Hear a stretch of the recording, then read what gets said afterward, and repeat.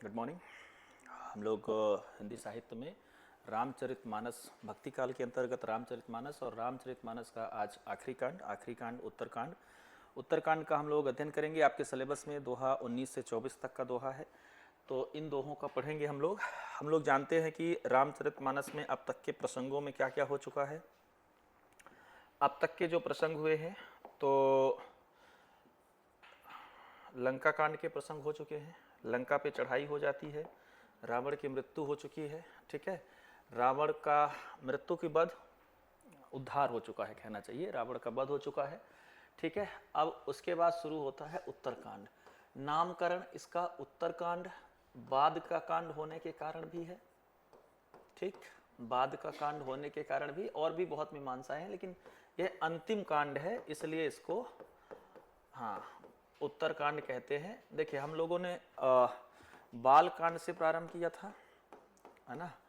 तो यहाँ से शुरुआत हो रही थी, रामचरितमानस यहाँ से प्रारंभ होता है और यहाँ से आकर के रामचरितमानस समाप्त होता है उत्तरकांड। सबसे पहले हम लोग इसका मूल पाठ पढ़ते हैं, फिर इसका विश्लेषण पढ़ते हैं और इसमें कौन कौन से प्रसंग है वो हम लोग देख लेते हैं।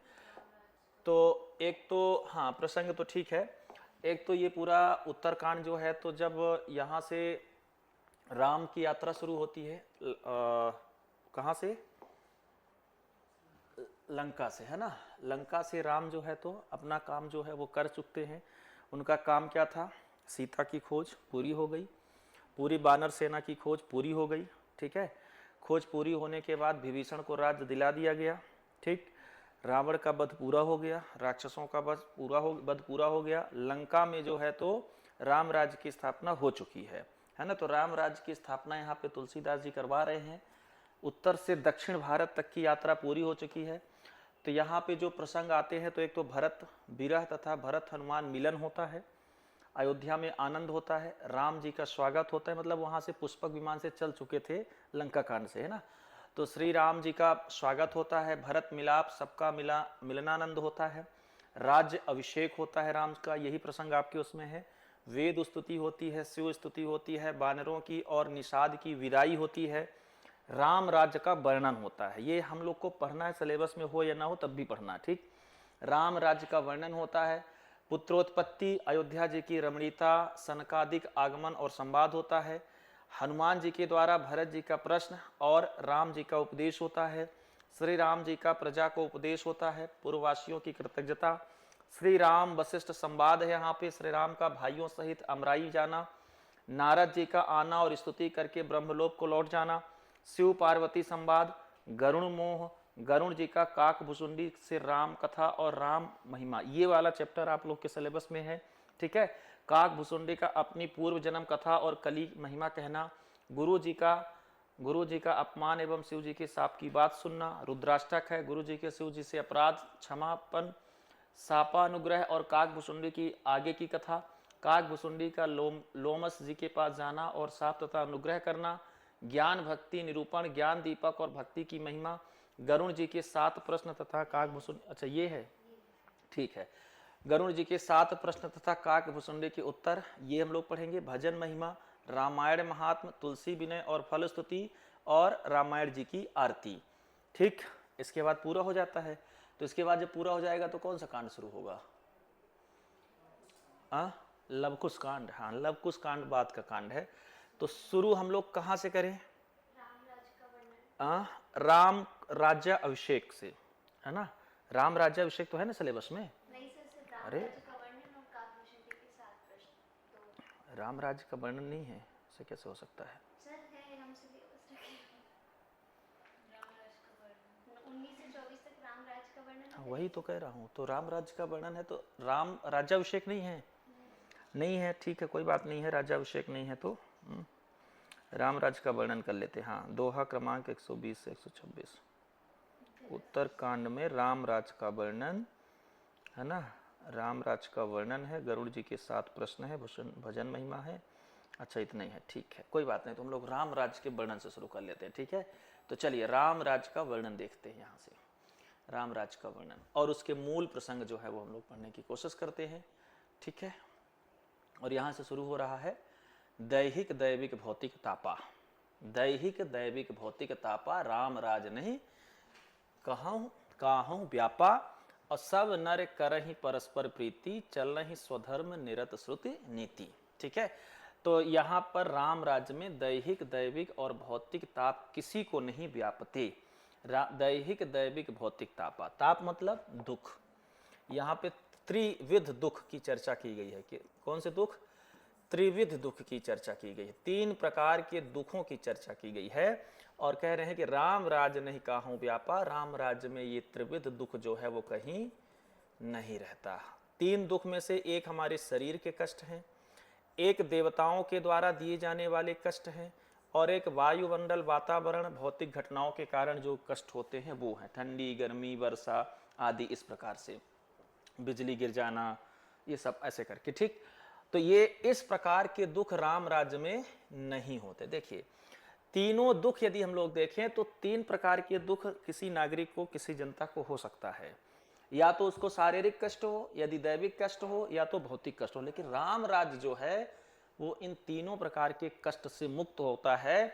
इसका मतलब प्रजा को राम राज्य में किसी भी प्रकार का दुख नहीं होता। ठीक है, फिर कह रहे हैं कि सब नर करहि परस्पर प्रीति, राम राज्य में सब नर एक दूसरे से प्रेम करते हैं, और चलना ही स्वधर्म निरत श्रुति नीति, सभी अपने धर्म का पालन करते हुए वेदों का पालन करते हैं और वेद नीति से चलते हैं। श्रुति मतलब वेद।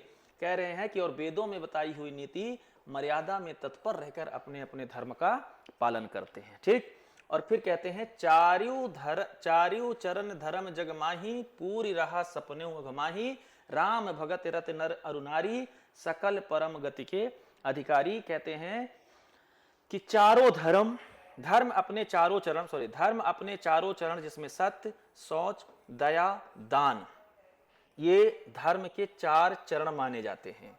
सत्य, शौच, इंद्रिय जन पवित्रता को शौच बोलते हैं। दया और दान ये किसके चरण हैं? धर्म के। किसके? धर्म के 4 चरण। कौन कौन से? सत्य, शौच, दया और दान। ठीक है, कह रहे हैं कि चारों चरण धर्म जग माही, है ना, धर्म अपने चारों चरण से जगत में परिपूर्ण हो रहा है। किसमें? राम राज्य में। ठीक है, और पूरी रहा सपनों अघमाही, है ना, स्वप्न में भी पाप कहीं नहीं है। पूरी रहा सपनों अघ नाही, अघ मतलब पाप, तो पूरे जगत में या पूरे राम राज्य में सपने में भी कहीं भी पाप नहीं है। और राम भगत रत नर अरु नारी, राम भगत रत नर अरु नारी, सकल परम गति के अधिकारी। पुरुष और स्त्री सभी राम भक्त के परायण हैं और सभी परम गति के अधिकारी हैं। तो राम राज्य में सब पाप कहीं भी नहीं है और सभी स्त्री पुरुष राम भक्ति में लगे हुए हैं और सब मोक्ष के अधिकारी हैं। तो जहां राम राज्य होगा वहां सबको परम गति या मोक्ष प्राप्त होना है। ये व्याख्या यहाँ पे हो रही है। ठीक है, अब यहाँ पे आपको ध्यान क्या रखना है, कभी कभी ऐसे प्रश्न पूछते हैं कि धर्म के कौन कौन से 4 चरण बताए गए हैं, 3 कौन कौन से दुख बताए गए हैं जो राम राज्य में नहीं होते हैं। राम राज्य में पाप के नहीं, पापा लिख दिया मैंने यहाँ पे, सॉरी, पापा होते हैं, पाप नहीं होते। ठीक है, पाप नहीं होते हैं। ठीक, और राम भगत रति नर नारी, सब राम के भक्त होते हैं और सबको क्या मिलता है? मोक्ष मिलता है। ठीक है, आगे लिख रहे हैं, अल्प मृत्यु नहीं कभी नहु पीरा, सब सुंदर सब विरुज शरीरा, नहीं दरिद्र को दुखी न दीना, नहीं दरिद्र को दुखी न दीना, नहीं को अबुधन लक्षण हीना।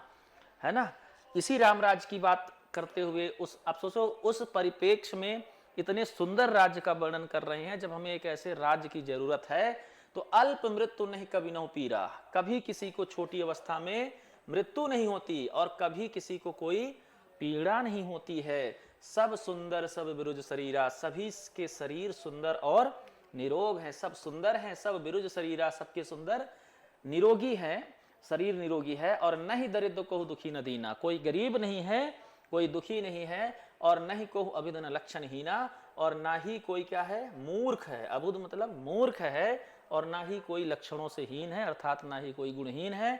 सब अच्छे लक्षणों से भरे पड़े हुए हैं। ठीक है, कहाँ कहाँ? अयोध्या में, जहां जहां राम राज्य होगा हर उस जगह। अब ठीक है, अब ये सब लंका में भी तो होना चाहिए ना, ये सब क्योंकि वहां भी तो राम राज्य स्थापित हो चुका है ना। तो ये सब लंका में भी अब होगा, वहां भी तो राम भक्त है ना। सब निर्दम्भ धर्म रत पुनी और नर अरु नारी चतुर सब गुनी, सब गुणज्ञ पंडित सब ज्ञानी और सब कृतज्ञ नहीं कपट सयानी। कहते हैं कि सब दंभ रहित है, अहंकार रहित हैं, धर्म परायण है, सब निर्दम्भ धर्म रत पुनी और सब धर्म परायण पुनि मतलब पुण्यात्मा है, पुण्यात्मा है। फिर कह रहे हैं नर अरु नारी चतुर सब गुणी, पुरुष और स्त्री चतुर और गुणवान है। एकाएक हो गए सब सब गुणज्ञ पंडित सब ज्ञानी, सभी गुणों का आदर करने वाले और पंडित हैं, तथा सब कृतज्ञ नहीं कपट सयानी, तथा सभी ज्ञानी हैं और किसी में भी किसी प्रकार की कपट नहीं है। कपट चतुराई अर्थात धूर्तता किसी में भी नहीं है। ठीक है, फिर कह रहे हैं राम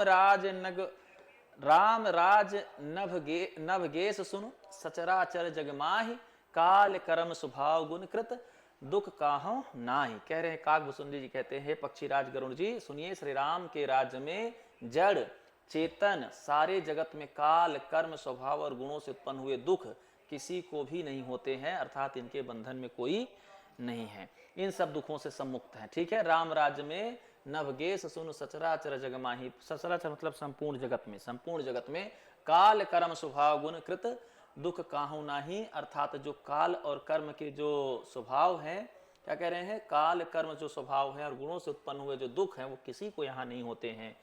ठीक है, फिर कहते हैं भूमि सप्त सागर मेखला, एक भूप रघुति कौशला, अभुवन अनेक रोम प्रतिजासु, यह प्रभुता कछु कहतासु।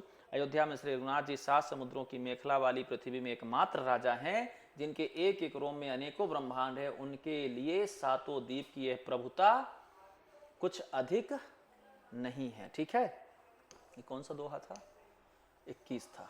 ठीक है, हाँ, तो एक तरह से ये फिर आगे कहते हैं सो महिमा समुझत प्रभु केरी, यह वर्णत हीनता घनेरी, सो महिमा खगेश जिन ज्ञानी। फिर यह चरित तीनों रतिमानी, कि बल्कि प्रभु की उस महिमा को समझ लेने पर तो यह कहने में कि वे 7 समुद्रों से घिरी हुई सुप्त दीपमय पृथ्वी के एक छत्र सम्राट हैं, उनकी बड़ी हीनता होती है। परंतु हे गरुड़ जी, जिन्होंने वह महिमा जान भी ली है वो फिर इस लीला में बड़ा प्रेम मानते हैं, अर्थात राम की महिमा का बखान यहाँ पर है।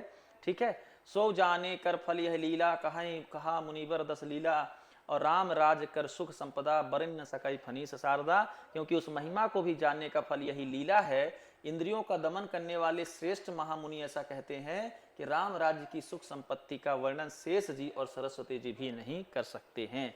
फिर सब उदार सब परोपकारी, विप्र चरण सेवक नर नारी, एक नार व्रत रत सब झारी, ते मन वच क्रम पति हितकारी। सभी नर नारी उदार हैं, सभी परोपकारी हैं और ब्राह्मणों के चरणों के सेवक हैं। सभी पुरुष मात्र एक पत्नीव्रती हैं, सभी पुरुष एकमात्र पत्नीवती है, और राम भी एक पत्नीवती रहते हैं।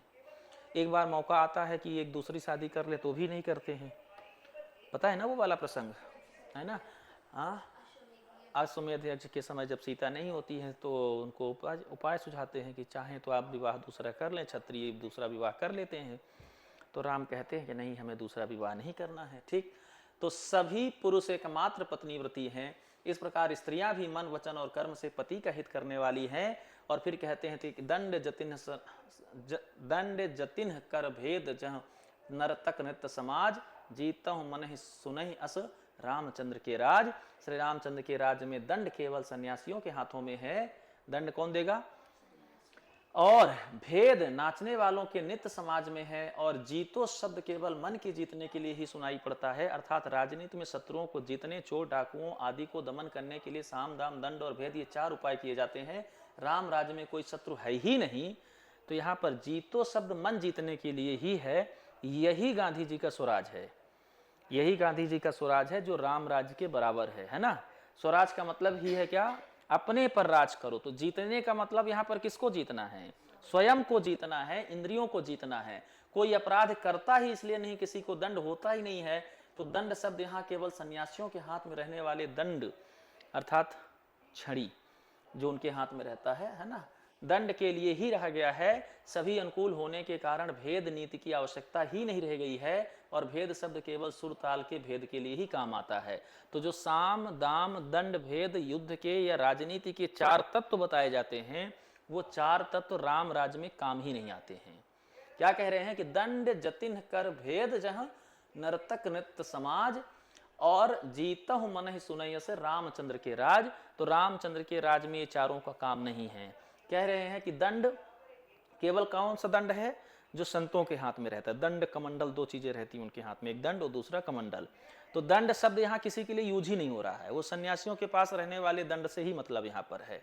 फिर कह रहे हैं कि भेद, भेद केवल सुर ताल में जो भेद होता है उसी को लेकर के भेद है, बाकी किसी को यहाँ भेदने की आवश्यकता है ही नहीं है। अर्थात यहाँ पर किसी भी प्रकार के साम दाम दंड भेद ये चार उपाय की आवश्यकता नहीं है। फिर कहते हैं क्या, यहाँ पर जीतने का मतलब है केवल मन को जीतना, मन को जीतना, बाकी और किसी राज्य को जीतने जैसा कोई कॉन्सेप्ट हो ही नहीं गया है। अर्थात यहाँ पर किसी भी प्रकार का युद्ध नहीं है। ठीक है, फूल ही फर ही सदा तरुकानन रहे एक संग गज पंचानन खग मृग सहज बयऊ बिसराई सब नहीं परस्पर प्रीति बढ़ाई। तो वनों में वृक्ष सदा फूलते और फलते हैं, हाथी और सिंह बैर भूलकर एक साथ रहते हैं, पशु और पक्षी सभी ने स्वाभाविक बैर भुलाकर आपस में प्रेम बढ़ा लिया है। तो राम राज्य में ये सब जितनी भी विपरीत चीजें हैं वो सब एक साथ घटित हो रही हैं। ठीक है, तो यहाँ पर हाथी और सिंह एक द्वारा ला रहे, एक बार उत्तर बताए ना, हाथी और सिंह की तुलना किए थे, जहां पर सिंह को देख करके हाथी भाग जाता है, नहीं आया था, भूल गए अभी पिछले प्रसंग में, जहां पे सिंह की तुलना चंद्रमा से की गई थी और हाथी की तुलना की गई थी अंधकार से। सुबेल पर्वत का वर्णन याद करिए, तो वहां पर भाग जा रहे थे, यहाँ पर इकट्ठा हैं, राम राज्य में इकट्ठा हैं। हाथी शेर एक दूसरे के दुश्मन होते हुए भी एक साथ रुक रहे हैं, पक्षी और पशु सभी में स्वाभाविक बैर भूल करके आपस में हैं। इसका मतलब यहाँ पर यदि आपको सांप और नेवला एक साथ खेलते हुए दिख जाए तो ये मत समझे कि लड़ाई हो रही है, एक साथ रह सकते हैं, बिल्ली चूहे एक साथ रह सकते हैं, कुत्ता बिल्ली एक साथ रह सकते हैं, इस प्रकार का रामराज्य है। ठीक है, कूजहि खग मृग नाना वृंदा अभय चरहि वन करहि आनंदा और शीतल सुरभि पवन महबंदा मंदा गुंजत अलिलय चली मकरंदा। पक्षी कूजते मीठी बोल बोलते हैं, भांति भांति के पशुओं के समूह वन में निर्भय विचरण करते हैं और आनंद करते हैं। शीतल मंद सुगंधित पवन चलता रहता है, भौरे पुष्पों का रस लेकर चलते हुए गुंजार करते हैं। और लता बिटप मागे मधुचवही मन भाव तो धेनु पै स्रवही और सस्य संपन्न सदा रह धरनी त्रेता भय कृत जुग कै करनी। बेले और वृक्ष मांगने से ही मधु टपका देते हैं, स्वतः दे देते हैं, यदि आप उनको निकालने की जरूरत नहीं है, मतलब कल्प वृक्ष जैसे हो गए हैं। ठीक, और गायें मनचाहा दूध देती हैं। मनचाहा दूध देना कौन सी गाय का लक्षण है?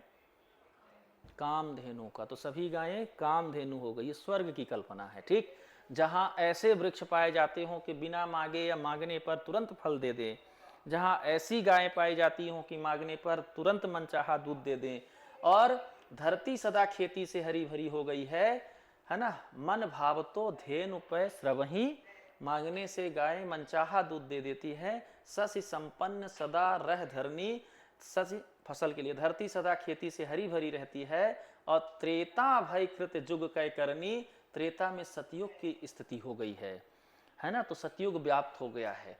और प्रगट, इसका मतलब राम अपने काल से परे हो गए हैं, त्रेता में भी सतयुग के लक्षण दिखा रहे हैं। ठीक है, और प्रगति गिरन ही विविध मन खानी। अच्छा, सतयुग वाला लक्षण कौन सा लक्षण होता है? जो जहां सारी अच्छाइयां हों, स्वर्ग की सारी अच्छाइयां, जो धरती स्वर्ग जैसी हो तो उसको हम लोग सतयुग कहते हैं। ठीक है, तो कह रहे हैं कि प्रगति किरण विविध मन खानी, जगदा तमा भूप जगजानी, सरिता सकल वहीं बरबारी, शीतल अमल स्वाद सुखकारी। तो समस्त जगत के आत्मा भगवान को जगत का राजा जानकर पर्वतों ने अनेक प्रकार की मड़ियों की खाने प्रकट कर दी हैं। सब नदियां श्रेष्ठ शीतल निर्मल और सुखपद स्वादिष्ट जल बहाने लगी हैं। मतलब राम राज्य का प्रभाव केवल राम के राज्य पर जनता में नहीं है, पूरे प्रकृति में और परिवेश में है। सागर निज मर ज्यादा रही, डारहि रत्न तटन तट नर लही, और सर सिज संकुल सकल तड़ागा, अति प्रसन्न दस दिशा विभागा। समुद्र अपनी मर्यादा में रहते हैं, वो लहरों द्वारा किनारों पर रत्न डाल देते हैं जिन्हें मनुष्य पा जाते हैं, मतलब वो अपने आप ही रत्न दे देते हैं। ठीक, सब तालाब कमलों से परिपूर्ण हो गए हैं, दसों दिशाओं के विभाग, अर्थात सभी दिशाएं अत्यंत प्रसन्न हो गई हैं। और विधि मही पूर मयूखन रवि तप जेतन काज, और मांगे बारिद देह जल रामचंद्र के राज। कह रहे हैं कि श्री रामचंद्र के राज्य में चंद्रमा अपनी अमृतमय किरणों से पृथ्वी को पूर्ण कर दे रहा है। सूर्य उतना ही तपते हैं जितने की आवश्यकता होती है, एसी लगाने की किसी को आवश्यकता नहीं है, उतना ही तपेंगे जितनी आपको जरूरत है, जितने की आवश्यकता होती है। और मेघ मांगने से जब जहां जितना चाहिए उतना जल दे देते हैं। इसका मतलब ना कहीं बाढ़ है, ना कहीं सूखा है, ना कहीं ठंडी है, ना कहीं गर्मी है, समताप की स्थिति निर्मित हो गई है। और कोटन ही बाज मेध प्रभु कीन है, दान अनेक दुजिन कह दीन है। और श्रुति पथ पालक धर्म धुरंधर गुणातीत भोग पुरंदर। प्रभु जी पुरंदर इंद्र, प्रभु श्री राम जी ने करोड़ों अश्वमेध यज्ञ किए और ब्राह्मणों को अनेक दान दिए। श्री रामचंद्र जी वेद मार्ग के पालने वाले, धर्म की धुरी का धारण करने वाले और तीनों गुण से अतीत और भोगों में इंद्र के समान हैं। ठीक है, अर्थात यहाँ ऐश्वर भी है और त्रिगुणातीत ब्रह्म भी हैं, सगुण और निर्गुण दोनों की स्थापना करने वाले राम हैं। इस प्रकार की यहाँ पे कल्पना की गई है। तीनों गुणों से कोई अतीत होगा तो ना उसमें सत होगा, ना तम होगा, ना रज होगा, अर्थात वो निर्गुण निराकार ब्रह्म के जैसा हो गया। और उसमें सारे ईश्वर हैं तो फिर वो सगुण ईश्वर के जैसा हो गया और ईश्वर में भी राजा जैसा ईश्वर हो गया। ठीक है, तो सारे गुण वहां हैं और सारे निर्गुण भी हैं। दो विरोधाभास राम में यहाँ पे वर्णन हो रहा है। कहते हैं कि पति अनुकूल सदा रह सीता, शोभा खान सुशील विनीता, जानत कृपा सिंधु प्रभुताई, सेवत चरण कमल में लाई। शोभा की खान सुशील और विनम्र सीता जी सदा पति के साथ अनुकूल रहती हैं। वो कृपा सागर श्री राम की प्रभुता को जानती हैं और मन लगाकर उनके चरणों में सेवा करती हैं। तो राज्य का वर्णन मेरे ख्याल से हो गया है ना? 24 तक था, ठीक है, तो एक दो और पढ़ लेते हैं। फिर कह रहे हैं कि यद्यपि गृह सेवक सेवकिनी, विपुल सदा सेवा विधुगुनी, निज कर गृह परिचर्चा करही, रामचंद्र अयसु अनुसरही। कि यद्यपि घर में बहुत से दास और दासियां हैं और वो सभी सेवा की विधि में कुशल हैं, तथापि स्वामी की सेवा का महत्व जानने वाली श्री सीता जी घर की सब सेवा अपने ही हाथों से करती हैं और श्री रामचंद्र की आज्ञा का अनुसरण करती हैं। तो एक अच्छे पत्नी की स्थापना, राम राज्य में एक अच्छी पत्नी भी चाहिए और उस प्रकार से सीता जी एक अच्छी गृहस्थ नारी के तौर पर, एक पतिव्रता नारी के तौर पर राम की सेवा करती हैं। जय विधि कृपा सिंधु सुख मानय, सोई कर श्री सेवा विधु जानय, कौशल्यादि सासु गृह माही, सेवहि सब निमान मद माही। कि कृपा सागर श्री रामचंद्र जी जिस प्रकार से सुख मानते हैं, श्री जी वही करती हैं, तो मतलब सीता जी वही करती हैं क्योंकि वे सेवा की विधि को जानने वाली हैं। घर में कौशल्या आदि सभी सासुओं की सीता जी स्वयं सेवा करती हैं। मतलब सासुओं का मूल्य भी घट रहा था क्या मध्यकाल में? उन्हें किसी बात का अभिमान और मद नहीं है ना। तो सासू माँ की सेवा करना, पति की सेवा करना, और उनको किसी बात का अभिमान और मद नहीं है। ये लिखने की क्या जरूरत थी? ये लिखने के लिए इसलिए जरूरत थी कि जो प्रभु श्री राम हैं, उनकी पत्नी है सीता, वो जानती हैं कि मैं लक्ष्मी हूँ, वो जानती हैं कि मैं तीनों लोक के स्वामी भगवान विष्णु की अर्धांगिनी हूँ, वो जानती हैं कि मैं एक बड़े राजा की पत्नी हूँ। उसके बाद भी उनको किसी बात का अभिमान नहीं है, किसी बात का उनको घमंड नहीं है, मद नहीं है। वो छोटे से छोटे काम भी घर के कर रही हैं, है ना। और उमा रमा ब्रह्मादि वदिंता, जगदम्बा संतत मनिदिता। शिव जी कहते हैं, हे उमा जगज्जननी रमा सीता जी ब्रह्मा आदि देवताओं से वंदित और सदा आनंदित सर्वगुण संपन्न है, अर्थात सभी देवताओं की ने वंदना की है सीता की। ठीक है। और जासु कृपा कटाक्ष सुर, चाहत चितौ न सोय, राम पदार विंदरति करति सुभावहि खोय। कहते हैं कि देवता जिनका कृपा कटाक्ष चाहते हैं परंतु वे उनकी ओर देखती भी नहीं है, वही लक्ष्मी जी अपनी महामहिमा है ना स्वभाव को छोड़कर श्री रामचंद्र के चरण बिंद में प्रीति करती हैं। ठीक। तो सेवहि सानुकूल सब भाई, रामचरण रत अति दिखाई, अब प्रभु मुख कमल बिलोकत रही, कृपा कबहु कृपाल हमहि कछु कहीं। कह रहे हैं कि सब भाई अनुकूल रहकर उनकी सेवा करते हैं, अर्थात यहाँ पे सभी भाई भी उनकी सेवा करते हैं। श्री राम के चरणों में उनकी अत्यंत अधिक प्रीति है। वे सदा प्रभु का मुखराविंद ही देखते रहते हैं कि कृपाल श्री राम कभी हमें कुछ सेवा करने को कहें। तो भाइयों की सेवा में वैसे भी दिन भर रहते हैं और सीता जी चाहती हैं कि हमको सेवा के लिए कहें। ठीक है, ये सारे प्रसंग तो है ही है। फिर हो गया 24 दोहा, हाँ हो गया है। तो एक तो ये प्रसंग है पूरा। तो इसमें आपको मूल राम राज्य की जो विशेषताएं हैं वो समझना रहेगा, ठीक है, जो कि हम लोगों ने देख लिया है। आगे के प्रसंग क्या है ना, तो वो 7 प्रश्न हम लोग पढ़ लेते हैं।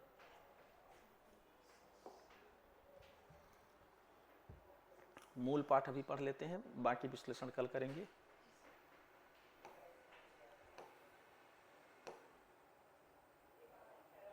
ये 7 प्रश्न और उनके उत्तर, ठीक।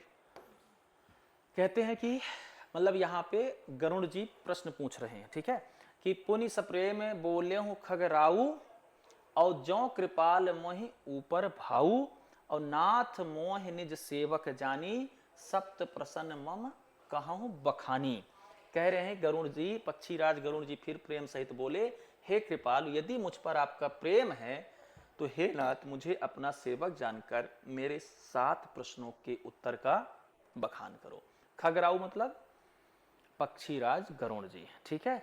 हाँ, कह रहे हैं कि प्रथम पहला प्रश्न प्रथम ही कहूँ नाथ मत धीरा सबते दुर्लभ कवन शरीरा और बड़ दुख कवन कवन सुख भारी सोहु संक्षेप ही कहूँ विचारी। प्रथम पहला प्रश्न है, हे नाथ हे धीर बुद्धि पहले तो यह बताइए कि सबसे दुर्लभ कौन सा शरीर है। प्रथम ही कहूँ नाथ मति धीरा, मति धीरा मतलब हे बुद्धिमान पुरुष है, बुद्धिमाता के लिए मति धीरा। सबते दुर्लभ कवन शरीरा, कौन सा शरीर ऐसा है जो सबसे दुर्लभ है। तो दुर्लभ शरीर के बारे में पूछते हैं।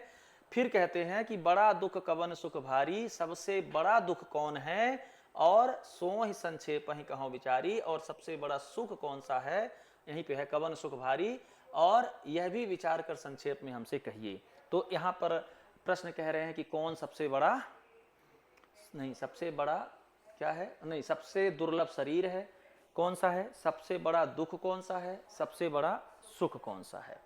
तो फिर कहते हैं कि संत असंत मरम तुम जानहु तिन्ह कर सहज स्वभाव बखानहु कवन पुण्य श्रुत विदित विशाला कहाहु कवन अघ परम कराला। संत और असंत का मर्म आप जानते हैं, उनके सहज स्वभाव का वर्णन कीजिए, अर्थात संत और असंत का स्वभाव क्या है। फिर कहिए कि श्रुतियों में प्रसिद्ध अर्थात वेदों में प्रसिद्ध सबसे महान पुण्य कौन सा है और सबसे महान भयंकर पाप कौन सा है। कहाहु कवन अघ परम कराला, अघ मतलब पाप, परम मतलब श्रेष्ठ, है ना। सबसे बड़ा पाप कौन सा है, कवन पुण्य सुत विदित विशाला, वेदों में वर्णित सबसे बड़ा पुण्य क्या है, ठीक। और संत असंत का मर्म क्या है, ठीक। फिर कहते हैं कि मानस रोग कहाहु समुझाई तुम सर्वज्ञ कृपा अधिकाई तात सुनहु सादर अति प्रीति मैं संक्षेप कहूँ यह नीति। फिर मानस रोगों को समझा कर कहिए आप सर्वज्ञ हैं और मुझ पर आपकी कृपा भी बहुत है। तो काकभूषुंड ने कहा, हे तात अत्यंत आदर और प्रेम के साथ सुनिए, मैं यह नीति संक्षेप में कहता हूँ, ठीक है। तो काकभूषुंड अब इसका उत्तर देंगे, ठीक है। आइए एक बार फिर से प्रश्नों को देखते हैं। प्रथम पहला प्रश्न, सबसे दुर्लभ शरीर कौन सा है, फिर सबसे बड़ा दुख कौन सा है, सबसे बड़ा सुख कौन सा है, ठीक। संत असंत की महिमा क्या है, मतलब संत असंत में अंतर क्या है। फिर कह रहे हैं कवन पुण्य श्रुति विदित विशाला, कौन सा पुण्य है जिसकी वेद चर्चा करते हैं, सबसे बड़ा पुण्य क्या है और सबसे बड़ा पाप क्या है। इतने थे ना। मानस रोग कहूँ समझाई तुम सर्वज्ञ कृपाधिकारी, ठीक है। मानस के आप वो हैं, तात सुनहु सादर अति प्रीति मैं संक्षेप कहूँ यह नीति। तो इस नीति को मैं कहता हूँ। काकभूषुंड ने कहा, नर तन सम नहीं कवनहु देही। 6 कहाँ हो गए, 7 हो गए होंगे। प्रथम ही कहूँ नाथ मत धीरा, ठीक। सबते दुर्लभ कवन शरीरा, देखो सबते दुर्लभ कवन शरीरा, कौन सा शरीर सबसे दुर्लभ है, सबसे बड़ा दुख कौन सा है, सबसे बड़ा सुख कौन सा है, सो संक्षेप कहूँ विचारी। संत असंत की महिमा क्या है, ठीक। तिनकर सहज स्वभाव बखानी, इनके स्वभाव कौन कौन से हैं। कवन पुण्य, कौन सा पुण्य है, और विदित विशाला कहो कवन अगर। तो यहाँ पे संत और असंत दो एक साथ ले लिए होंगे, संत कौन है और असंत कौन है, तभी ये साथ होंगे, है ना। हाँ, तो संत असंत मरम तुम जानो, संत कौन है और संत कौन है, तो संत का भी तो उत्तर देंगे और असंत का भी उत्तर देंगे, तो ये साथ हो जाएंगे, ठीक है। मानस रोग कहो समझाई तुम, नहीं नहीं, फिर मानस रोगों को समझा कर कहिए, आप सर्वज्ञ हैं और मुझ पर आपकी कृपा, देख लेते हैं आ जाएगा। नर तन सम नहीं कविनौ देही, कह रहे हैं कि मनुष्य शरीर के समान कोई शरीर नहीं है। पहले प्रश्न का उत्तर, सबसे बड़ा मतलब सबसे विशाल सबसे दुर्लभ शरीर कौन सा है? तो सबसे दुर्लभ शरीर है मनुष्य का शरीर। नर तन सम नहीं कविनहु देहि, जीव चराचर चाचत तेहि, चर अचर सभी जीव उसकी याचना करते हैं। क्यों? क्योंकि सभी उसकी याचना करते हैं। और नरक स्वर्ग अपवर्ग निसेनी, ज्ञान विराग भगत शुभ देनी, वह मनुष्य शरीर नरक स्वर्ग और मोक्ष की सीढ़ी है तथा कल्याणकारी ज्ञान और वैराग और भक्ति को देने वाला है। तो सबसे बड़ा शरीर कौन? मानव शरीर। मानव शरीर क्यों? क्योंकि वह सभी जीव उसकी याचना करते हैं। नरक स्वर्ग अपवर्ग निसेनी, नसेनी वह नरक और स्वर्ग के लिए क्या है? यात्रा के लिए सीढ़ी है। ज्ञान विराग भगत शुभ देनी, और वह ज्ञान वैराग और भक्ति को देने वाला है। फिर कहते हैं सो तनु धर धीर बजहि ना जे नर, हो ही बिसहि रत मंद मंद तर, और कांच की रच बदले ते ले ही, करते डारी परस मन देही। ऐसा मनुष्य शरीर को धारण करके भी जो लोग श्रीहरि का भजन नहीं करते और नीच से भी नीच विषयों में अनुरक्त रहते हैं, वो पारस मण को हाथ से फेंक देते हैं और बदले में कांच के टुकड़े ले जाते हैं। आगे, नहीं दरिद्र सम दुख जग माही, संत मिलन सम सुख जग नाही, और पर उपकार वचन मन काया, संत सहज स्वभाव खगराया। कहते हैं जगत में दरिद्रता के समान दुख नहीं है। तो सबसे बड़ा दुख क्या है? गरीबी। ठीक समझ रहे थे, है ना? मतलब अच्छा प्रश्न था, और उस समय के हिसाब से भी अच्छा प्रश्न है, आज के हिसाब से भी अच्छा उत्तर है कि गरीबी ही सबसे बड़ा दुख है, तथा संतों के मिलने के समान जगत में कोई सुख नहीं है। सत्संग ही सबसे बड़ा सुख है, सत्संग ही सबसे बड़ा सुख है। और हे पक्षीराज, मन वचन और शरीर से परोपकार करना यह संतों का सहज स्वभाव है। तो यहां संतों के स्वभाव को उत्तर मिल गया है। संत कौन है? संत सहज स्वभाव खगराया। संत वह है जिसका स्वभाव सरल हो, सहज हो। ठीक है। और संत सहाय दुख पर हित लागी, पर दुख हेतु असंत अभागी। संत दूसरों की भलाई के लिए दुख सहते हैं। ये प्रसंग पहले भी आ चुका है संत संत वंदना में। ठीक। और पर दुख हेतु असंत अभागे, और अभागे असंत दूसरों को दुख पहुंचाने के लिए दुख सहते हैं। ठीक। तो संत कौन है? संत वो है जिनका स्वभाव सहज हो, दूसरों की भलाई के लिए दुख सहते हो, वो कौन? संत हैं। और कह रहे हैं आगे कि संत ही सहाय दुख पर हित लागी, पर दुख हेतु असंत अभागी। दूसरों के दुख के लिए असंत कार्य करते हैं। और भूर्ज तरु सम संत कृपाला, पर हित नित सह विपत विशाला। कृपालु संत भोज के वृक्ष के समान दूसरों के हित के लिए भारी विपत्ति सहते हैं, मतलब अपनी खाल भी उधड़वा लेते हैं। तो संतों का गुण है अपरहित नित सह विपत्ति विशाला, अर्थात दूसरों के हित के लिए विशाल दुख भी सहने को तैयार हो जाते हैं। वो कौन है? संत हैं। और सन इव खल पर बंधन करई, खाल कढ़ाई विपत सर मरही। और खल बिनु स्वार्थ पर अपकारी, अहि मूषक इव सुन उर्गारी। किंतु दुष्ट लोग सन की भांति दूसरों को बांधते हैं और उन्हें अपनी खाल खिंचवाकर विपत्त सहकर मर जाते हैं। यहाँ दो उपमा इन्होंने दी है। एक उपमा एक पेड़ से दी है, वो पेड़ है भोज का पेड़। भोज का पेड़ का जब खाल उखेड़ा जाता है तो दूसरों को भविष्य बताने के लिए काम आता है, उस पर लिखने के लिए काम आता है, अर्थात वो दूसरों की सेवा के लिए काम आता है। एक पेड़ की उपमा इन्होंने दी है किसके? सन के वृक्ष से। सन के वृक्ष में सन के प्लांट होता है, सन समझते हैं ना, उससे रेशा निकलता है। तो वो भी अपनी खाल उधेड़वाता है, लेकिन उसका काम दूसरों को बांधने का होता है। तो असंत वह है जो स्वयं दुख सहेगा और दुख सह करके दूसरों को दुख पहुंचाएगा, और संत वह है जो स्वयं दुख सहेगा लेकिन उसके दुख सहने का कारण होगा दूसरों को सुख मिले।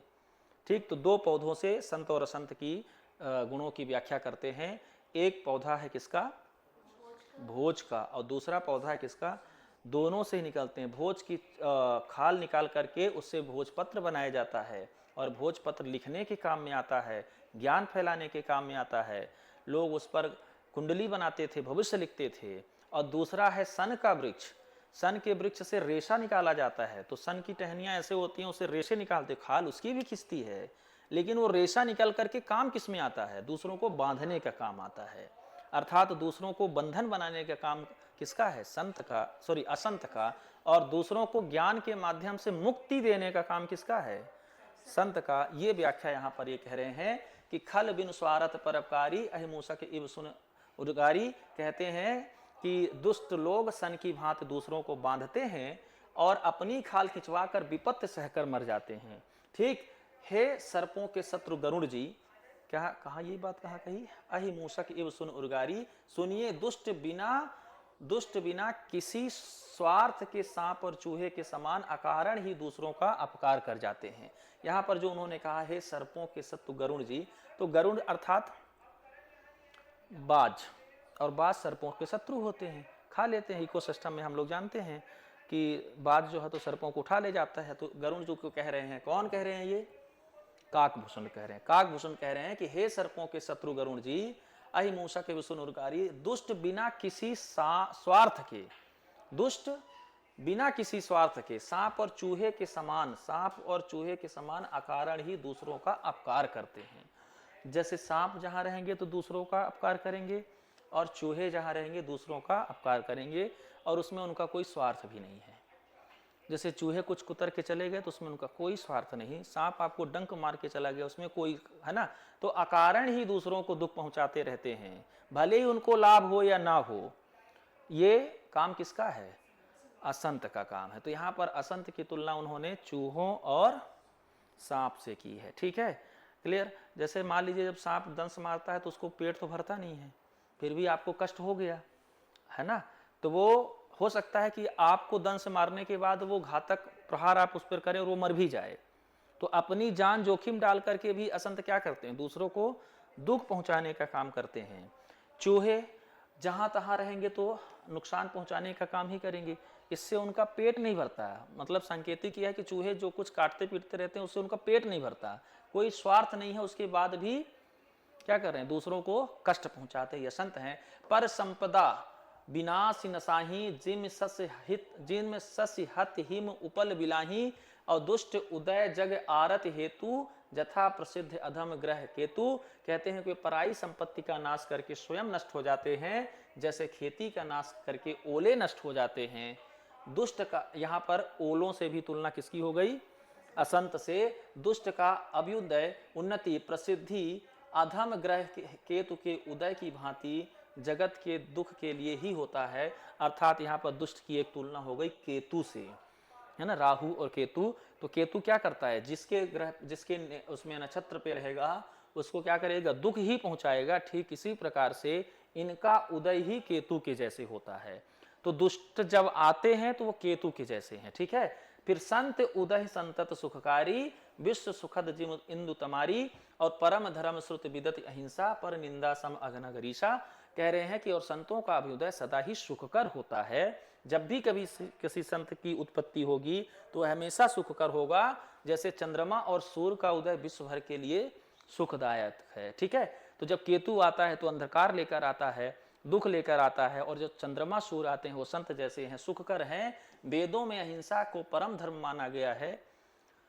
परम धर्म श्रुत विदित अहिंसा, अहिंसा को परमो धर्म कहा गया है, और पर निंदा के समान पाप भारी है।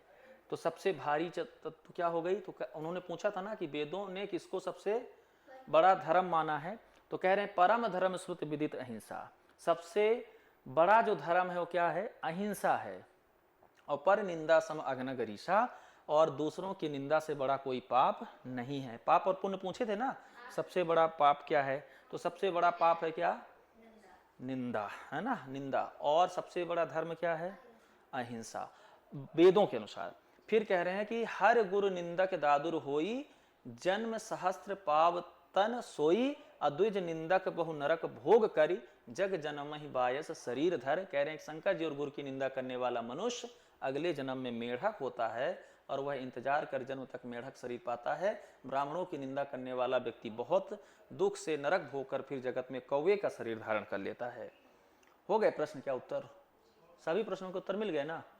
हो गया तो इतने प्रसंग होगा।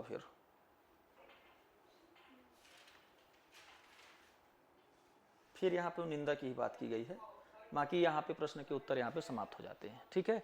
एक प्रसंग और कौन सा है?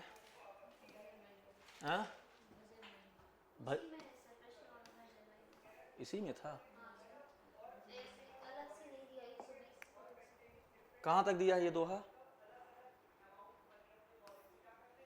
सर 120 से 126। 120 से 126 दिया है। अभी हम लोग जो पढ़ रहे थे तो था ये काकभूषण के, गरुण के 7 प्रश्न था, काकभूषण के उत्तर, भजन महिमा अलग से, तो इसी में भजन महिमा भी है। तो चलिए थोड़ा सा भजन महिमा पढ़ लेते हैं हम लोग फटाफट।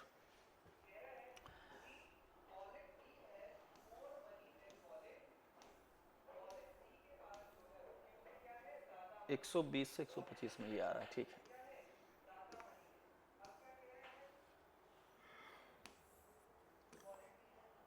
थोड़ा सा और पहले से होना चाहिए ये।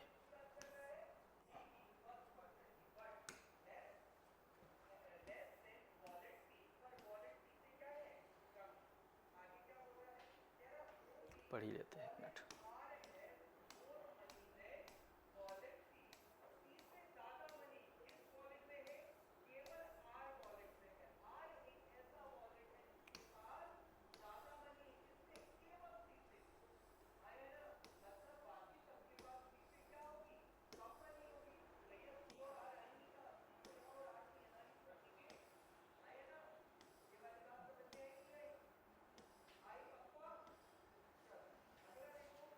ठीक है, आगे कंटिन्यू करते हैं इसको, है ना। ये पूरा ही एक साथ लगा हुआ है, अलग अलग नहीं है।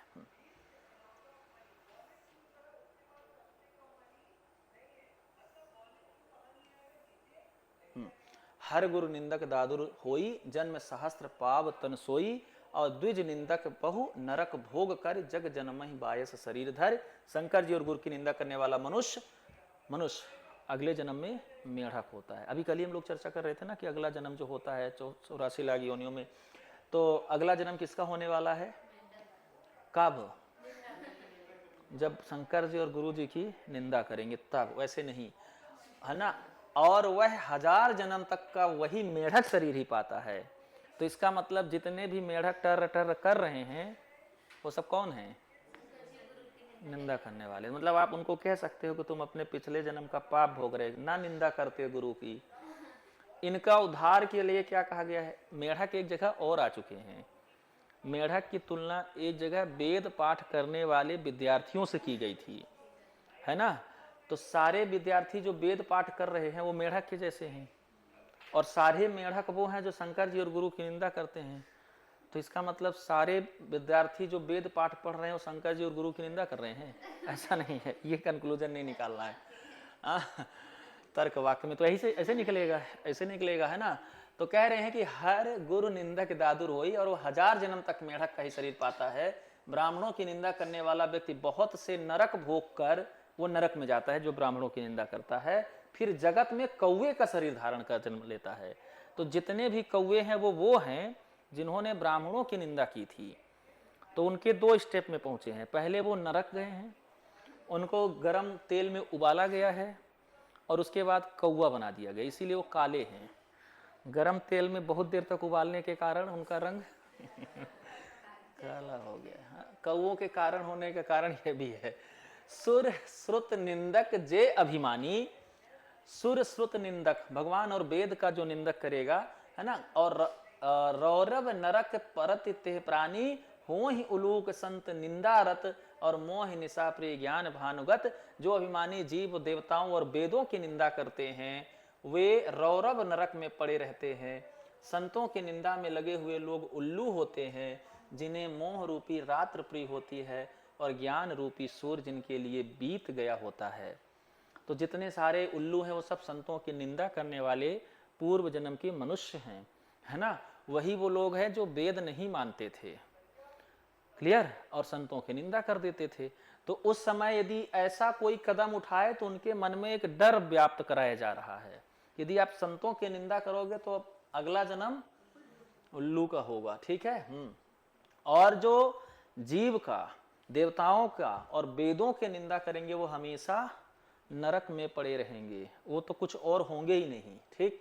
और सबके निंदा जे जड़ करही, तो इसका मतलब हम लोग हिंदी में आलोचना भी नहीं कर सकते, ऐसा नहीं है ना। सबके निंदा जे जड़ करही, ते चमगादुर होहि अवतरही, और सुनहु तात अब मानस रोगा। अच्छा, मानस रोग यहाँ 7वां प्रश्न था, ठीक है, ओके।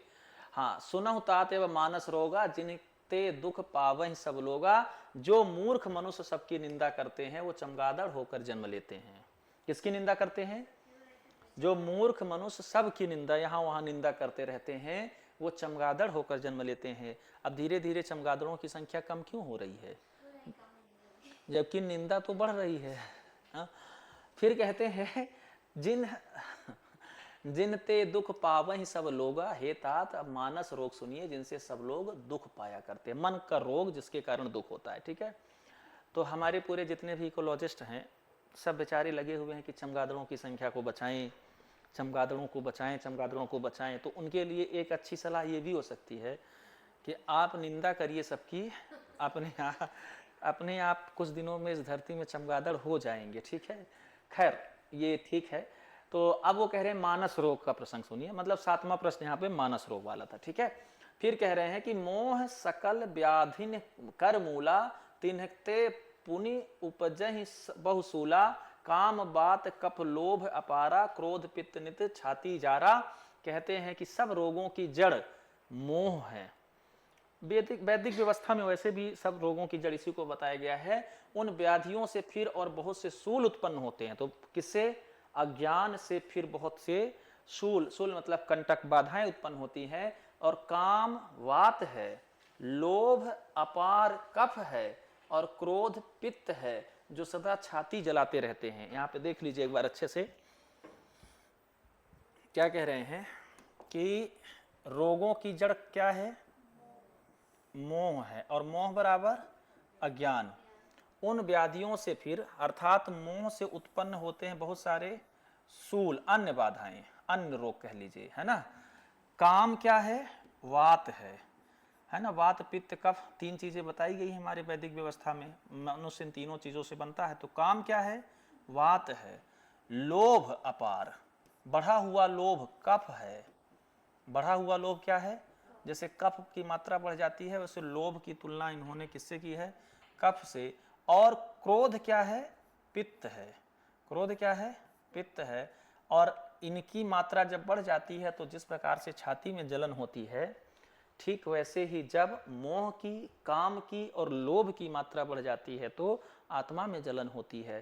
ठीक, फिर कह रहे हैं प्रीति करहि जो तीनों भाई, उपजहि सन्निपात दुखदाई, और विसहि मनोरथ दुर्गम नाना, ते सब सूल नाम को जाना। यदि कहीं ये तीनों भाई अर्थात वात पित्त और कफ प्रीत कर लिए, इकट्ठा हो जाएं, अर्थात मोह, काम और लोभ इकट्ठा हो जाएं, तो कह रहे हैं उपजहि सन्निपात दुखदाई, तो दुखदायक सन्निपात रोग उत्पन्न होता है।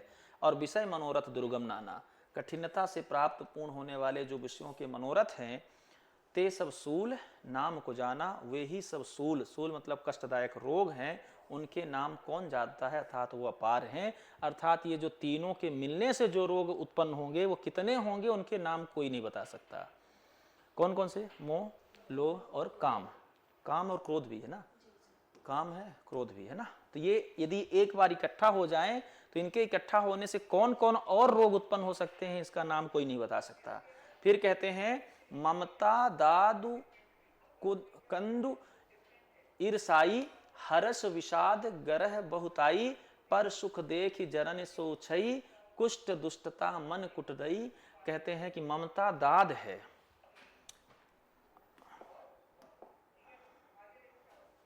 ना।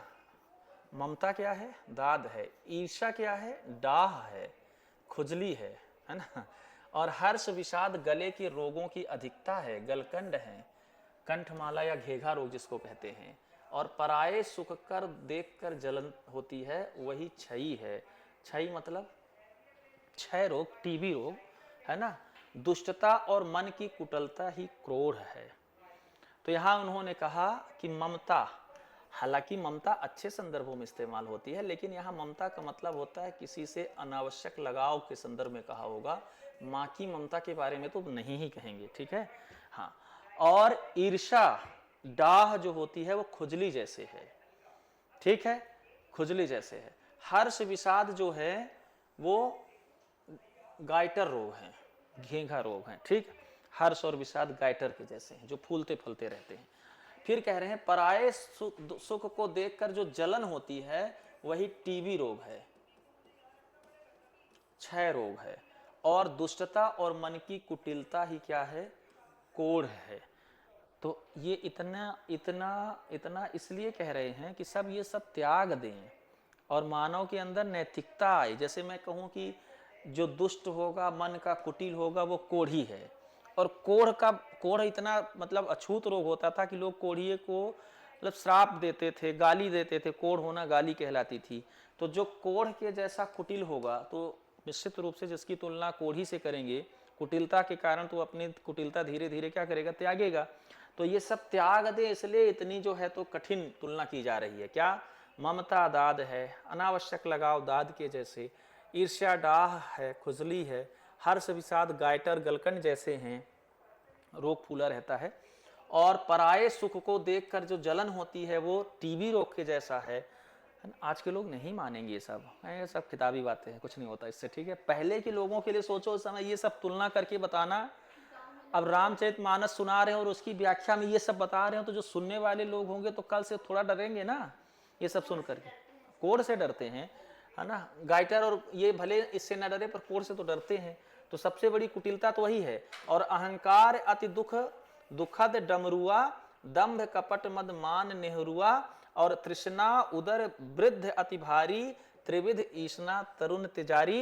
कहते हैं अहंकार अत्यंत दुख देने वाला डमरू अर्थात गांठ का रोग है। अहंकार गठिया बात है, ठीक। दंभ कपट मद और मान नसों के रोग है ये, है ना। नहरुआ मतलब नस। दंभ कपट मद और मान ये नस रोग है ना, नाड़ी तंत्र के रोग हैं ये। और तृष्णा बड़ा भारी उदार जलोदर रोग है ना। उदर रोग है, उदर नहीं, उदर रोग है। तृष्णा पेट का रोग है ना। पेट का बढ़ जाना, जिस प्रकार से पेट बढ़ता है उसी प्रकार से तृष्णा बढ़ती है। मतलब उस समय के लोग भी पेट बढ़ने से परेशान थे। 3 प्रकार का शत्रु, पुत्र, धन और मान। 3 प्रकार के जो पुत्र, धन और मान की जो प्रबल इच्छाएं प्रबल तिजारी हैं। तिजारी मतलब क्या होगा भाई? तिजारी का मतलब त्याग करने वाला ही होगा, इन्होंने व्याख्या नहीं की है। तिजारी का मतलब होगा त्याग करने वाला, संभवतः। एक बार मैं चेक करना चाहूंगा, मुझे इसका अर्थ अभी नहीं पता हो रहा है।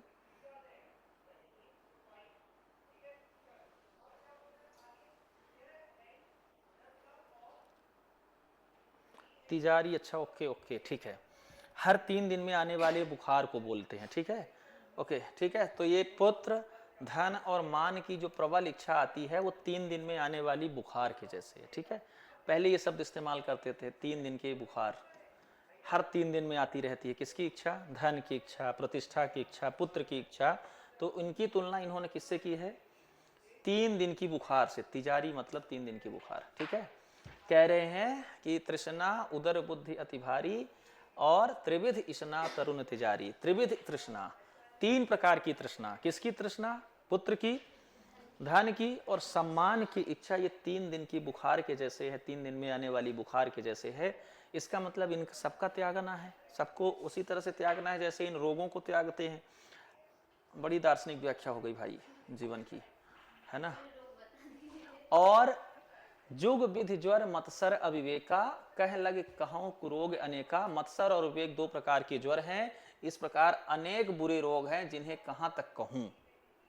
ये मन के रोग बता रहे थे ना, वो मन के रोगों की व्याख्या कर रहे थे, ठीक। देखो, जिन्होंने भी आपके सिलेबस में ये रखा है बहुत बुद्धिमान लोग थे, ठीक है।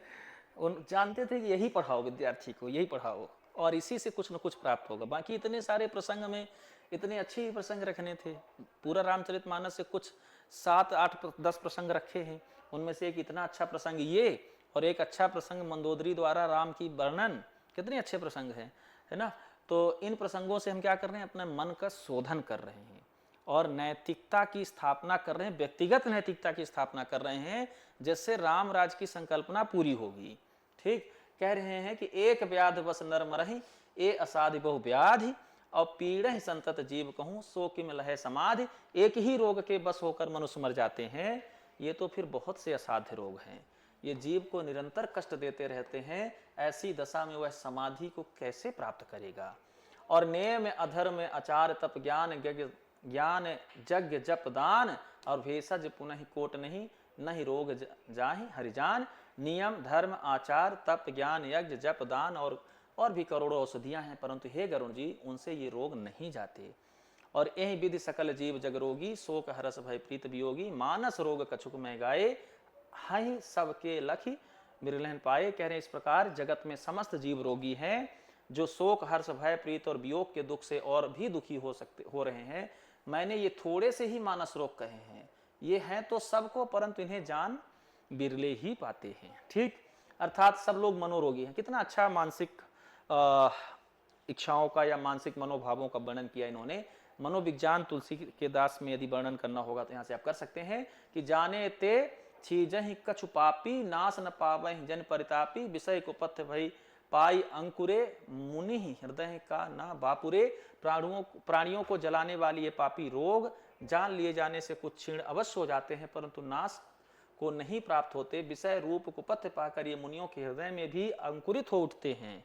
ठीक, कब? कुपथ मतलब कुमार्ग, कुमार्ग पाकर तो ये संतों के हृदय में भी उठ जाते हैं। तब बेचारे साधारण मनुष्य तो क्या ही चीज है। बहुत सारे संत ऐसे हुए हैं जिनके मन में ये पाए जाते थे, इसलिए कह दिए राम कृपा नाश ही सब रोगा। राम की कृपा ही सब रोग नाश सकती है। जो यही भांति बने सजोगा, सदगुरु वैद वचन विश्वासा, संजम यह न विषय के आशा। यदि श्री राम की कृपा से इस प्रकार का संयोग बन जाए तो ये सब रोग नष्ट हो जाते हैं। सदगुरु रूपी वैद्य के वचन में विश्वास हो, विषयों की आशा ना करें और संयम करें तो ये सारे रोग नष्ट हो जाते हैं। अब ये चल रहा है देखो उत्तरकांड, और उत्तरकांड या अंतिम कांड या अंतिम अध्याय जो होता है वो मानव को उपदेश देने के लिए होता है। तो इसके माध्यम से बहुत सारे नैतिक उपदेश तुलसीदास देंगे। ठीक है, चाहे वो उपन्यास हो, चाहे वो कविता की आखिरी लाइन हो, चाहे वो किसी भी पद्य की आखिरी लाइन हो, चाहे किसी गद्य की आखिरी लाइन जो होती है वो किसके लिए होती है? हाँ, वो जो कहना चाहते हैं वो लास्ट में कहते हैं, ताकि वही बात है ना, कल जैसे मैं पढ़ा रहा था चारवाक, तो मैं कह रहा था कि चारवाक लास्ट जो लास्ट में पढ़ाएंगे उसी का प्रभाव बना रहेगा। तो लास्ट में जो कहेंगे उसका प्रभाव दूर तक जाएगा। कथा अंतिम चल रही है तो अंतिम में जो भी कुछ सुनकर जाएंगे कथा श्रोता लोग तो ज्यादा देर तक रहेगा। इसीलिए लास्ट में सारे उपदेश, अर्थात जिस उद्देश्य से पूरा रामचरितमानस रचा जा रहा है उस उद्देश्यों की प्रतिफली यहाँ पे होने जा रही है। फिर भजन महिमा में रघुपति भगत सजीवन मूरी, अनुपान श्रद्धा मति पूरी, यही विधि भाले सो रोग नसाही, ना ही तजतन कोट नहीं जानी जहीं। श्री रघुनाथ जी की भक्ति संजीवनी जड़ी है। श्रद्धा से पूर्ण बुद्धि, अनुपान दवा के साथ लिए जाने वाला मधुपान। ठीक है, मतलब कड़वी दवा को पिलाने के लिए जो मीठा कुछ दिया जाता है वह बुद्धि है। इस प्रकार पाप इस प्रकार का संयोग हो तो वे रोग भले ही नष्ट हो जाएं, नहीं तो करोड़ों प्रयत्नों से भी ये नष्ट नहीं होंगे। तो ये कह रहे हैं कि ये जितने भी रोग हमने बताए हैं वो चाहे और कितने भी उपाय कर लो, यदि राम का नाम नहीं भजा गया, राम नाम नहीं लिया गया तो वो नष्ट नहीं होंगे। ठीक है, और जानना ही तब मन बिरह गोसाई, जब उर्बल विराग दिखाई, सुमत क्षुधा बाढ़ नित नई, विषय आस दुर्बलता गई। हे गोसाई, मन का निरोग हुआ तब जानना चाहिए जब हृदय में वैराग बल बढ़ जाए, उत्तम बुद्धि रूपी भूख नित नई बढ़ती रहे और विषयों की आशा दुर्बलता घटती जाए, तो समझिए कि आप धीरे धीरे निरोग हो रहे हैं। तो मतलब निरोग होने का क्या मतलब है? वैराग बढ़ना और बुद्धि, उत्तम बुद्धि की भूख लगातार बढ़ती रहे। ठीक है, और विमल ज्ञान जल जब सो नहाई, तब रह राम भगत उरछाई, शिव अज सुख सनकादिक नारद, जो मुनि ब्रह्म विचार विशारद। इस प्रकार सब रोगों से छूटकर जब मनुष्य निर्मल ज्ञान रूपी जल में स्नान कर लेता है तब उसके हृदय में राम भक्ति छा जाती है। शिव जी, ब्रह्मा जी, सुखदेव जी, सनकादि जी और नारद आदि ब्रह्म विचार में परम निपुण जो मुनि है वो इसी कारण से है कि उन्होंने राम की कथा कही और सुनी सुनाई है। ठीक, और सब कर मत खग नायक एहा, करहि राम पद पंकज नेहा, श्रुति पुराण सब ग्रंथ कहाई, रघुपति भगत बिना सुख नाही। हे पक्षीराज, उन सबका मत यही है कि श्री राम के चरण कमलों में प्रेम करना चाहिए। श्रुति पुराण और सभी ग्रंथ कहते हैं कि श्री रघुनाथ जी की भक्ति के बिना कुछ सुख नहीं है। ठीक है, श्रुति में जिस राम की चर्चा की गई है वो राम तो ये है नहीं। श्रुति मतलब वेद, और वेद में इन राम की चर्चा नहीं है। तो कौन से राम की बखान करना है? ब्रह्म वाले राम के लिए ही तो कहेंगे। कहते हैं कि कमठ पीठ जामहि बरुबारा, बंध्या सुत बरु काहू मारा, अफूल ही नभ बरु बहुविध फूला, जीव न लह सुख हरि प्रतिकूला।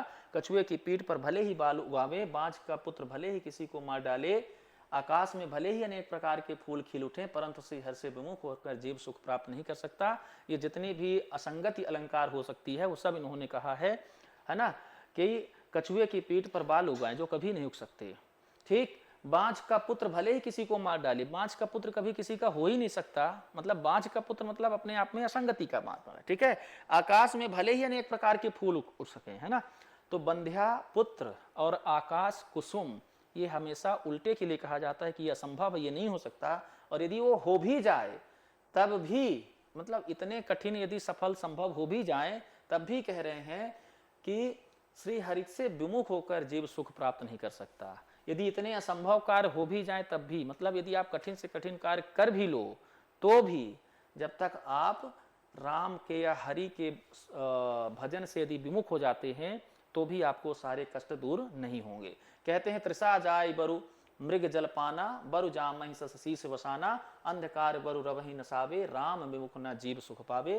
कह रहे हैं कि मृग तृष्णा के जल को पीने से भले ही प्यास बुझ जाए, खरगोश के सिर पर भले ही सींग निकल आवे, अंधकार भले ही सूर्य का नाश कर दे, परंतु श्री राम से विमुख होकर जीव सुख, तो जितने उल्टे काम है वो सब पूरा हो जाएंगे। उसके बाद भी जब तक आप राम का नाम नहीं लोगे तब तक आपको सुख प्राप्त नहीं करेंगे। कह रहे हैं मृग तृष्णा के जल को पीने से भले प्यास बुझ जाए। मृग तृष्णा मतलब मृग की वो इच्छा जिसके लिए वो जल तलाशती रहती है। ठीक है, उसको जल मिल जाएगा जबकि जो कि कभी मिलता नहीं है ना। मृग तृष्णा मतलब मृग मारीचिका, उसको कभी जल मिलता नहीं है, मर जाती है, पर उसको मान लीजिए जल मिल भी जाए। फिर कह रहे हैं खरगोश के सिर पर भले ही सींग निकल आए जो कि कभी नहीं निकलेगी।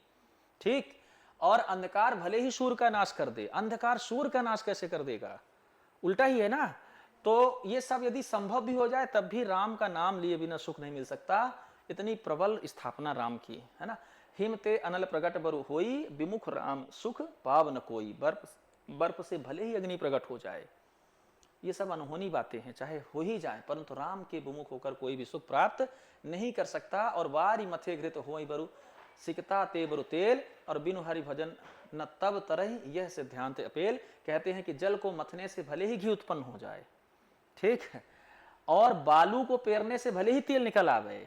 ये दर्शन में सारी उपमा पहले दी जा चुकी हैं। ठीक है, ये बंध्या पुत्र, आकाश कुसुम, ये क्या कहते हैं नीर घृतम, ये पहले सब बताया जा चुका है, वेदों में पहले भी चर्चा। तुलसीदास उसकी उलटवासी है। हाँ, और कह रहे हैं कि भले ही बालू के कणों को पेर दें तो तेल निकल आवे, परंतु हरि के भजन के बिना संसार रूपी समुद्र से नहीं तरा जा सकता। यह सिद्धांत अटल है। और मसकहि करहि विरंच प्रभु, अजहि मसकते हीन, अस विचार तजि संशय, राम ही भजहि प्रवीण। प्रभु मच्छर को ब्रह्म पार कर सकते, प्रभु मच्छर को ब्रह्मा कर सकते हैं, प्रभु मच्छर को ब्रह्मा कर सकते हैं और ब्रह्मा को मच्छर से भी तुच्छ बना सकते हैं। ऐसा विचार कर चतुर पुरुष सब संदेह त्याग कर श्री राम के भजन करते हैं। अर्थात राम के भजन में कोई संदेह नहीं होना चाहिए। क्यों? क्योंकि राम मच्छर को ब्रह्मा कर सकते हैं, ब्रह्मा को भी मच्छर से तुच्छ बना सकते हैं। मतलब ब्रह्मा से ऊपर राम की स्थापना हो रही है इस लाइन से। और कहते हैं कि विनिश्चितम बदाम ते न अन्यथा वंचास में, हरिम नरा भजंती ए तो दुस्तरम तरंति ते। मैं आपसे भली भांति निश्चित किया हुआ सिद्धांत कहता हूँ, मेरे वचन अन्यथा नहीं है कि जो मनुष्य श्री हरि का भजन करते हैं वे अत्यंत दुस्तर संसार को ही पार कर जाते हैं। और कहे नाथ हरि चरित अनुपा, व्यास समास सुमति अनुरूपा, शुद्ध सिद्धांत यह उर्गारी, राम भजहि सब काज विसारी। कहते हैं हे नाथ, मैंने श्री हरि का अनुपम चरित्र अपनी बुद्धि के अनुसार कहीं विस्तार से और कहीं संक्षेप से कहा है। हे सर्पों के शत्रु गरुण जी, श्रुतियों का यही सिद्धांत है कि सब काम छोड़कर राम का भजन करो। तो लोग कहने लगे क्या, काम छोड़ो राम का नाम लो, काम छोड़ो राम का नाम लो। ठीक है, काम तो होता ही रहेगा राम का लो, है ना। राम भजो राम भजो राम भजो। हाँ, और प्रभु रघुपति तज से हैं काहीं, मोह से सठ पर ममता जाही, तुम विज्ञान रूप नहीं मोहा, नाथ कीन मोह पर अति चोहा। प्रभु श्री रघुनाथ जी को छोड़कर और किसका भजन किया जाए, जिनका मुझ जैसे मूर्ख पर भी स्नेह है। हे नाथ, आप विज्ञान रूप हैं विज्ञान रूप हैं, आपको मोह नहीं है, आपने तो मुझ पर बड़ी कृपा की है। विज्ञान रूप है मतलब आप जो है तो वस्तु रूप में नहीं है, विज्ञान रूप में है। यहाँ पर आकार रूप में जो होता है उसके लिए विज्ञान शब्द इस्तेमाल करते हैं। तो ये सब छोड़िए, हम लोग चलते हैं कहाँ, राम भजने, है ना। बाकी की कहानी कल इन प्रसंगों को, इनका साहित्यिक विवेचन, इस पूरे प्रसंग में सबसे मतलब पूरा जो प्रसंग रचा गया है वो नैतिक उपदेश के लिए है और मानव की अंतस बुराइयों को नाश करने के लिए है, जो स्वयं में बुराई है। और वो बुराई कैसे नष्ट होंगी, राम की भक्ति से नष्ट होंगी, है ना। राम भक्ति से ऐसे नहीं कि अब सारे काम छोड़ करके माला में राम राम राम, या तो पेन लेकर के लिखने लगो राम राम राम, नहीं। ये जितनी भी अंदर की चेतनाएं बताई गई हैं जो दूषित हैं उन सबको ठीक करना है। और उन सबको ठीक करने का मतलब है कि सद आचरण अपनाएं, सद आचरण, सदाचार अपनाएं, है ना। सदाचार, ये राम का कह तो रहे हैं कि भजिए भजन करिए। भजने का मतलब है राम के द्वारा दिखाई गई नैतिकता का अनुपालन करना, उनका अनुसार आचरण करना। ऐसा नहीं कि इधर राम और इधर छोरी, मुंह में राम बगल में छोरी। तो राम होते हैं, बहुत सारे लोग ऐसे हैं, इधर राम राम और उधर राम रहीम, ठीक। तो राम होना है और अंदर से होना है, ये कहने का मतलब था, ठीक है। चलिए फिर कल करते हैं इसके आगे का पाठ, ये हो जाएगा। इसके बाद गद्य पाठ शुरू हो रहा है, एक दूसरे सर आ रहे हैं जो आप लोग को अभी गद्य पढ़ाएंगे, ठीक। हाँ, तो गद्यात्मकता चलेगी कुछ। कौन सी यूनिट में है ये गद्य वाला, शायद इसके आगे है ना, भक्ति काल के बाद आधुनिक काल के। एक तो रीत काल है, एक भक्ति काल था पद्य में, और उसके बाद 2 काल हैं जो गद्य से संबंधित है। हाँ, तो अभी गद्य पढ़िएगा, फिर अगली क्लास में फिर रीत काल से फिर से दोबारा से शुरू होगा पद्यात्मक, ठीक है। भक्ति काल के अभी और भी हैं, पर पहले रीत काल के पढ़ लेंगे, फिर पढ़ेंगे।